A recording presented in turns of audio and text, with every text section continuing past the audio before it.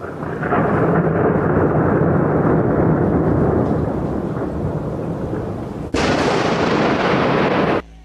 ça claque bien, hein.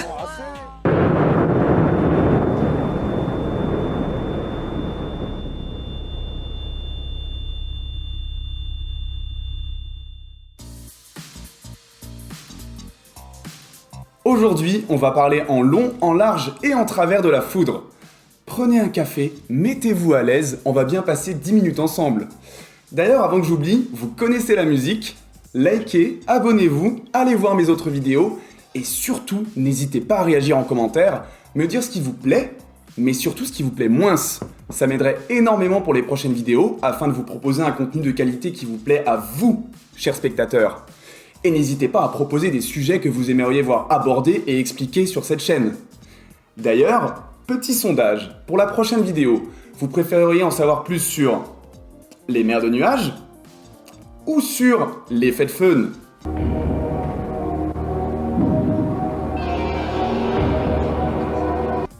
Faites-vous plaisir, hein? Votez en commentaire.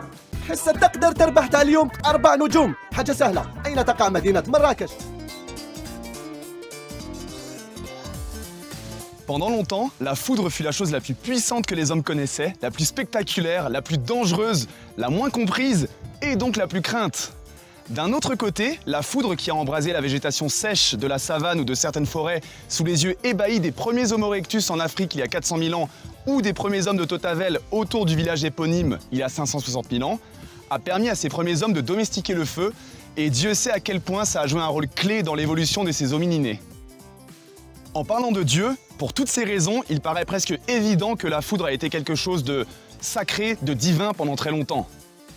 Dans la mythologie grecque, la foudre est l'arme et l'attribut du roi des dieux, dont le nom signifie tout simplement étymologiquement Dieu, et ça se remarque bien dans la forme génitive du nom du bonhomme, Dios en grec ancien.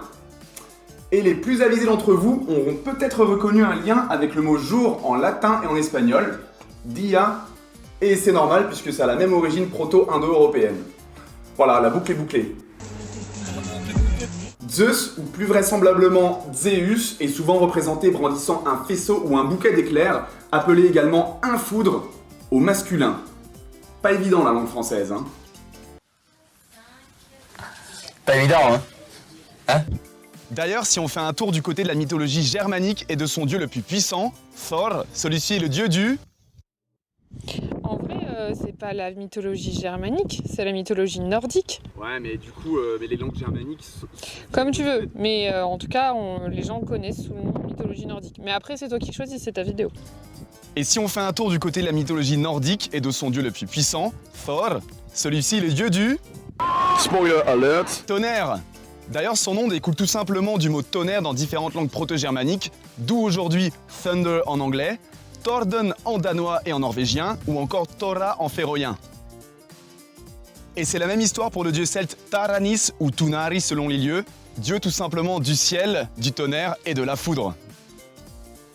Et pour les Étrusques, un peuple qui vivait au centre de la péninsule italienne au 1er millénaire avant notre ère, la foudre était tout simplement un message divin et ces derniers interprétaient sa forme, sa couleur et sa localisation dans le ciel pour en tirer des présages quant à l'avenir ou pour prendre des décisions quelconques. Cette pratique se nomme la brontoscopie et c'est pas vraiment moins déconnant que l'astrologie ou que le tarot, hein, ceci dit. Si l'on se penche sur le corpus littéraire francophone de ces 300 dernières années, du moins sa partie numérisée et répertoriée par le plus célèbre des moteurs de recherche, on remarque globalement un regain de la fréquence d'occurrence des termes foudre, tonnerre et orage ces dernières années. C'est sûrement dû à la prolifération d'articles scientifiques, mais surtout à la multiplication des sites d'information relayant des articles liés à l'actualité, en lien avec l'augmentation de la prévisibilité de ces phénomènes d'une part, puisqu'avant on ne voyait rien venir, et peut-être à l'augmentation de la vulnérabilité de nos sociétés face à ces phénomènes dangereux et extrêmes d'autre part. Et puis ça fait putaclic aussi au passage. Par le passé, ces termes furent déjà souvent employés avec des pics ça et là probablement suite à des événements orageux majeurs, tels que l'épisode du 13 juillet 1788, épisode au cours duquel de fortes rafales de vent, dépassant probablement les 150 km/h, et des violentes chutes de grêle, de diamètre supérieur à 8 cm, ont provoqué des dégâts monstrueux sur les cultures et les bâtiments sur une large bande allant des Charentes au nord, en passant par Paris. Par ailleurs, les orages ont souvent eu lieu pendant l'heure de la messe puisque c'était un dimanche matin. Et la solidité des églises laissait parfois à désirer, d'où de nombreux blessés et de nombreuses victimes. Suite à cet orage qui a eu lieu pile un an avant la prise de la Bastille, le blé a vu son prix doubler en 1789. De là à dire que la Révolution française a été influencée par le contexte météorologique qui l'a précédée, il n'y a qu'un pas, qu'on peut faire sans trop se mouiller d'ailleurs. L'utilisation de ces lexèmes a également connu des bons suite à l'apparition de certaines expressions, encore utilisées aujourd'hui, telles que tonnerre de Brest ou encore coup de foudre.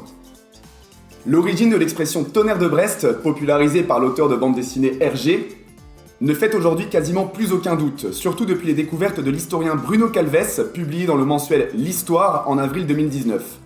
Cela remonte à l'orage brestois exceptionnel de la nuit du 14 au 15 avril 1718, d'autant que ces derniers n'y étaient pas vraiment habitués, on va dire. Vers 4h du matin, la foudre est apparemment tombée sur 24 églises du Finistère, tuant au passage 3 sonneurs de cloches, qui plus est, un vendredi saint. Bonjour la symbolique, Décidément, christianisme et orage ne font pas bon ménage. Selon André-François Bourreau-des-Landes, philosophe ayant d'ailleurs participé à l'élaboration de l'encyclopédie de Diderot et d'Alembert, Pas petit monsieur, et commissaire de la marine française en 1718, présent à Brest cette nuit-là, c'est toi un châtiment de ce qu'on avoue violer l'usage de la discipline ecclésiastique qui défend de sonner les cloches le vendredi saint. Vas-y, c'est quoi l'accent du XVIIIe siècle en vrai? L'expression coup de foudre, quant à elle, remonterait au XVIe siècle, mais était utilisée plutôt pour toutes sortes de stupeurs, avec souvent une dimension désagréable. Ce n'est qu'à la fin du XVIIIe siècle que l'expression prend une tournure amoureuse et est rendue populaire dans la littérature. Et c'est en 1798 que l'Académie française en donne cette définition. On appelle figurément le coup de foudre la naissance subite d'un amour violent. J'ai pas fait l'accent belge. L'accent dégueulasse, va. Je te jure que je faisais pas l'accent belge. Et cette popularisation est bien visible sur le graphe. Étymologiquement, le mot foudre vient du latin fulgere, qui signifie la même chose, et qui vient de fulgeo, qui signifie littéralement éclairer, luire, briller. Ce substantif a donné en français les mots fulgurant, donc qui brille d'une lueur très vive, ou encore le mot fulgurite. Donc vous savez, c'est ces petites sculptures dans le sable qui sont formées justement par la foudre lorsque la foudre touche le sable et le fait fondre sous forme de verre. Dans les autres langues latines, le mot foudre a également un petit peu dérivé du latin, avec par exemple, ici en valencien, yamp, relampego en espagnol, rayo en portugais ou fulmine en italien. Il y a juste le roumain qui a gardé la racine latine avec fulger. Et du côté des noms propres, le latin fulgere a donné le prénom Fulgence en français, bien moins connu que son homologue espagnol Fulgencio.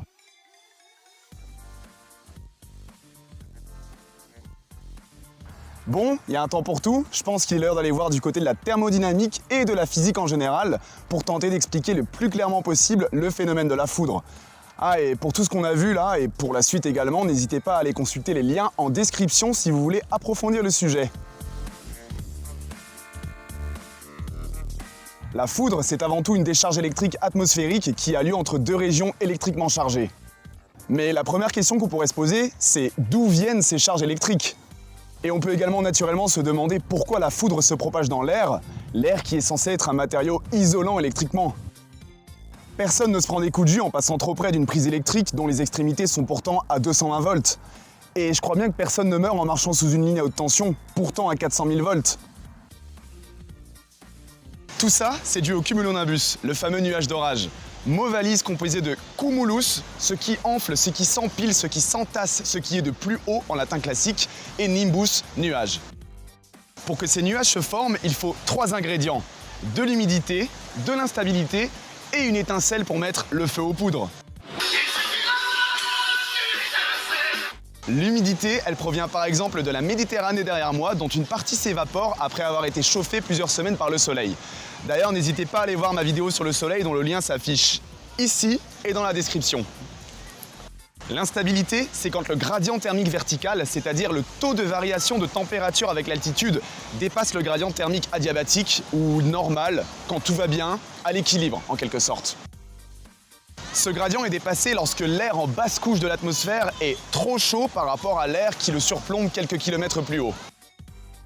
Cela arrive par exemple lors des canicules, d'ailleurs n'hésitez pas à aller voir mon autre vidéo sur la canicule, ou par exemple ici à l'automne lorsque la Méditerranée a emmagasiné énormément de chaleur pendant l'été et se retrouve excessivement chaude par rapport à l'air qui le surplombe. Qui la surplombe, c'est la Méditerranée. C'est pas grave. Quant à l'étincelle, cela peut être une brise orographique, c'est-à-dire une brise de pente le long des montagnes qui aide à initier la convection. Ça peut être également une convergence des vents, donc lorsque deux vents se rencontrent et sont forcés à monter.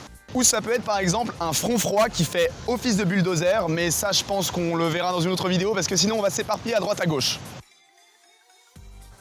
Une fois qu'on a les 3 ingrédients de la recette, la particule d'air des basses couches chaudes va monter et se refroidir en suivant le gradient thermique adiabatique, ce qui fait qu'elle va très vite se retrouver plus chaude que son environnement. Et à l'image d'une montgolfière, qui est une bulle d'air chaude dans un environnement plus frais, cette particule va monter, monter, monter. Son humidité va se condenser pour former un nuage, qui va encore monter, monter, monter, pour in fine acquérir le titre honorifique de cumulonimbus. L'uniforme et les titres. Après ça, pour moi, ils peuvent tous aller se faire foutre. Bon, ça fait déjà plus de 10 minutes et on a encore beaucoup à dire sur le sujet. Et comme dit, il y a un temps pour tout. La vidéo d'aujourd'hui, c'est donc Finito. Et je vous donne rendez-vous très vite pour la deuxième partie dans laquelle on va répondre à plein de questions existentielles que vous aussi vous vous posez, j'en suis sûr. Pourquoi a-t-on des charges électriques et comment se forment-elles?